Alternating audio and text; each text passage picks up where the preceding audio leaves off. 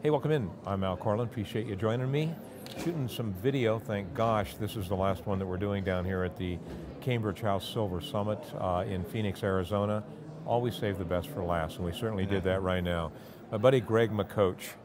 Greg has a great newsletter, Mining Speculator. Greg is an old friend. He's a regular guest on the show.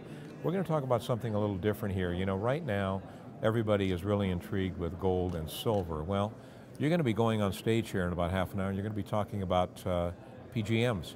Platinum group metals, yeah. Right. I think people are overlooking this a little bit. All the attention's going to gold, silver, the rare earths lately, and I think we need to talk a little bit about platinum group metals. So, why do you say that?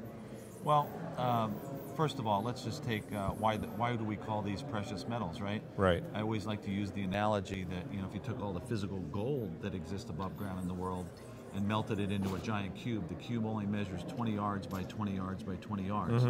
Platinum is 30 times more rare than gold. Wow. Palladium is platinum is 15 times more rare than gold. Platinum is 30 times more rare than gold. Palladium is 15 times more rare than gold. Wow. So if you took all the physical platinum in the world and melted it, poured it into an Olympic-sized swimming pool, it would scarcely cover our ankles. Isn't that interesting? Yeah. Now this is why we call these metals precious. And platinum group metals also refer to a family of 6 metals, the 2 of which we've just talked about get the most attention. But you've got platinum, palladium, rhodium. You've got ruthenium, osmium, and iridium. Those are the 6 metals that make up platinum group metals.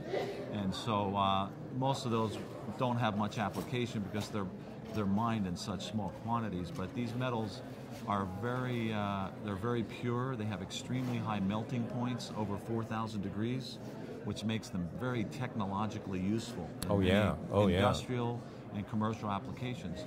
So if you understand truly how rare these things are, how precious they are, and how many applications they're used in, then you understand why you want to own physical platinum and palladium as well. How does one do that? So you're talking about basically purchasing the physical commodity itself.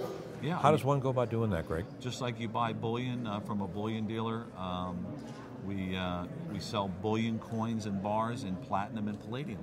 Now, because those markets are very tiny at times, sometimes the supply dries up to make coinage. And so the various mints that make these kind of coins and bars for investors like us, oftentimes have to shut down and can't produce much. The Canadian Mint makes a palladium 1-ounce coin. 2 fabricators in Switzerland make 1-ounce or 10-ounce platinum or palladium bars. And again, various times it's very difficult to get these items, but we can still get them. And I think as an investor, yes, I own a lot of physical gold and silver. I also own platinum and palladium. And I own a bullion dealership called AmeriGold.com, which I always try to let people know. We refer to ourselves as the safe and reliable place for our subscribers, our friends, to have a place where they're not going to get ripped off. So is your opinion then that perhaps the next sector of the resource market that is going to really attract investors is going to be the PGM groups? Yeah, I think we need to pay attention because if you notice last year, palladium was the best performer out of the 4 basic precious metals: gold, silver, platinum, palladium. Wow. This year, I think it's going to be silver, right? I would agree with, yeah. Silver is going to be the best performer this year, but moving forward, because once you understand how rare these platinum and palladium metals are, I mean, you begin to understand if gold's going to go high, then platinum and palladium are going to go higher as well. One would think. Greg, I want to wrap this up by having you tell our listeners a little bit, our viewers in this case, a little bit about the Mining Speculator.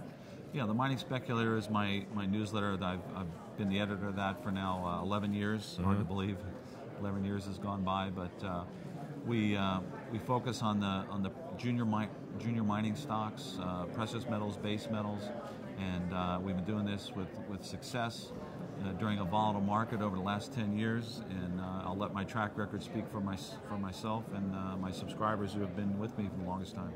So you've done a great job. We do have a link on our website to the Mining Speculator. It's a publication that if you're not reading it right now, you really should. Greg does a great job. Greg and I have gone on property visits together, etc. This guy knows what he's doing. Greg, thank you so much. Thanks so much, Al.